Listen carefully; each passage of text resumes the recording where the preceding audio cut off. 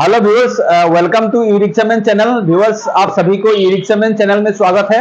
तो आज वीडियो में एक ई रिक्शा का विषय में बात करेंगे। ई रिक्शा का जो आरसी टैक्स होता था, वो आरसी टैक्स का बारे में एक अपडेट आया हुआ है। जैसे पहले की बहुत पेनल्टीज वगैरह लग जाती थी यहाँ पे, तो हर साल रिन्यूअल का झंझट था। एक साल होने से पहले उसको रिन्यूअल कराना पड़ता था, अदरवाइज पेनल्टी लगती थी। तो अभी क्या है कि अभी नया अपडेट आया हुआ है। एक्चुअली नया नहीं है, ये साल भर पहले शुरू हो गया, लेकिन बहुतों को नहीं पता है। आज बता देते हैं आपको।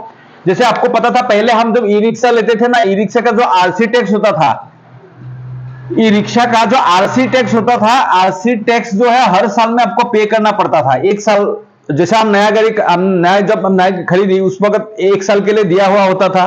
तो एक साल होने से पहले उसको रिन्यूअल कराना पड़ता था। बहुतों को ऐसा होता था कि पता ही नहीं चलता था, तो साल भर बीत जाता था। बीतने के बाद वो जब डीटी ऑफिस या आरटी ऑफिस में जाते थे, उनको पता लगता था कि तुम्हारा पेनल्टी लगी हुई है, इसमें 6,000 का पेनल्टी लगी हुई है। जबकि ये जो आरसी टैक्स होता है, आरसी टैक्स एक साल के लिए सिर्फ 600 रुपया होता है, एक साल भर का। ये आपको पता ही है, एक साल का 600 रुपया इसका फीस होता है। आरसी आरसी का जो फीस होता है, ठीक है। लेकिन ये पेनल्टी लग के 600 रुपया होता है।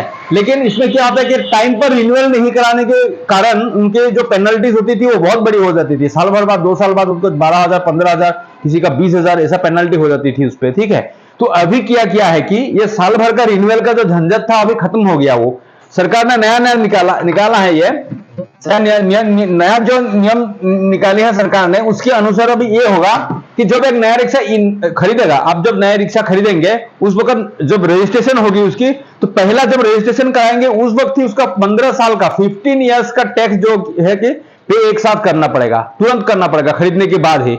तो क्या है, अभी आपको नया गाड़ी आपने खरीदा तो 15 साल का टैक्स देकर ही रजिस्ट्रेशन कराना पड़ेगा, तुरंत खरीदने के बाद, एक साथ में 15 साल तक की। तो इसमें हर साल में जो आपका रिन्यूअल का झंझट था, उसमें पेनल्टी लगती थी, वो सारा झंझट अभी खत्म हो गया अभी आपको, ठीक है। ये खुशखबरी है हम लोग के लिए कि चलिए, कम से कम आरसी टैक्स का जो पेनल्टी था 20 रुपया हर एक दिन का लगता था, वहां पे पेनल्टी लगती थी उसमें, तो वो झंझट अभी खत्म हो गया। 15 साल के लिए आपको गाड़ी का टैक्स पे किया हुआ है। रोड पे चलने के लिए जो रोड टैक्स बोलते हैं, रोड में चलने के लिए जो टैक्स सरकार को हमको पे करना होता है, वो टैक्स गाड़ी खरीदते वक्त ही, जब रजिस्ट्रेशन कराएंगे उस वक्त ही 15 साल के लिए दिया हुआ होगा अभी।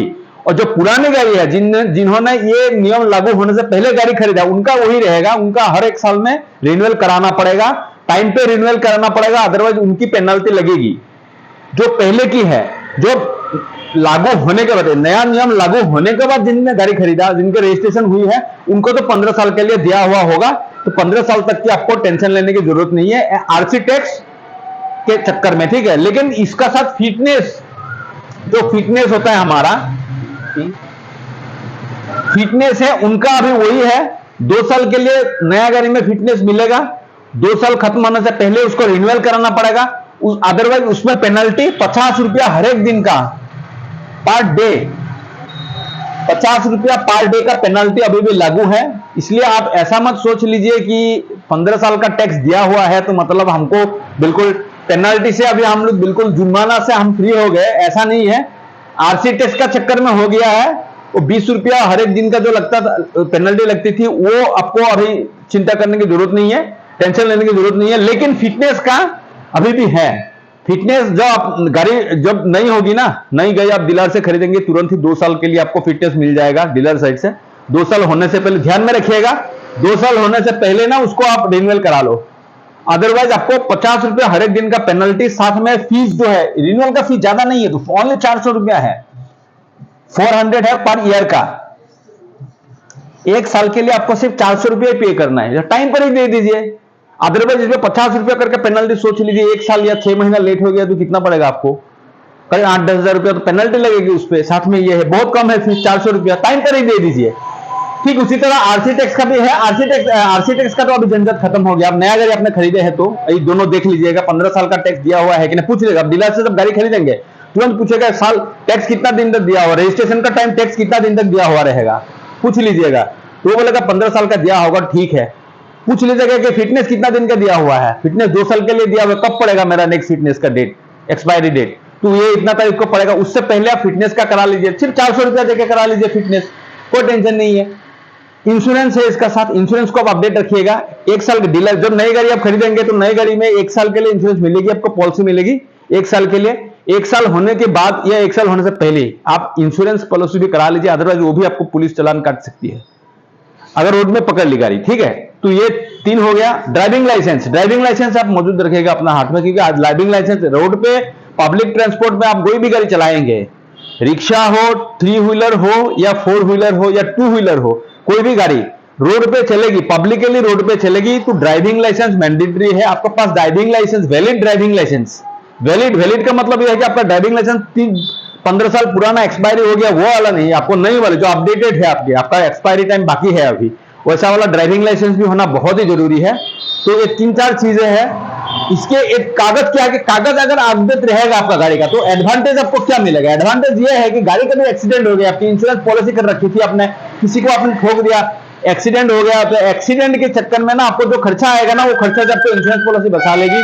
2 नंबर पुलिस आपका साथ रहेगी, क्योंकि आपके गाड़ी के कागज पूरा बिल्कुल ठीक है, कागज वगैरह अपडेटेड है, तो गाड़ी की कोई टेंशन नहीं है आपको, ठीक है। इंश्योरेंस पॉलिसी वगैरह आपको ठीक से मिल सकती है, पुलिस से भी आपको सहायता मिल जाएगी कि बंदे का गाड़ी जो है ना पूरा अपडेट है, कागज वगैरह पूरा अपडेट है। तो इन 3-4 चीज है जिसका आपको ध्यान रखना है, क्योंकि एक गाड़ी जो ई रिक्शा होती है, रिक्शा आपको हर दिन का आपको रोजाना इनकम करके दे रही है, आपका घर चला रहे हैं, मतलब इस हिसाब से एक फैमिली उसी गाड़ी पे चलती है, ठीक है। तो उस जरिया को जिससे आपको प्रॉफिट हो रहा है, इनकम आ रही है, घर चल गुजारा हो रहा है आपका, तो उनको सही सलामत रखिए, ये मेरा आपको रिक्वेस्ट है।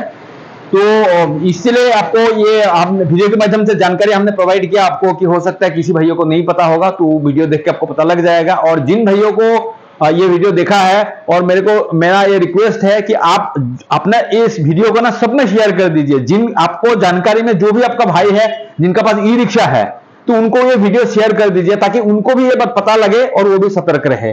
तो इसी का साथ आज का वीडियो यही समाप्त करता हूं। उम्मीद है आपको जानकारी अच्छी लगी होगी।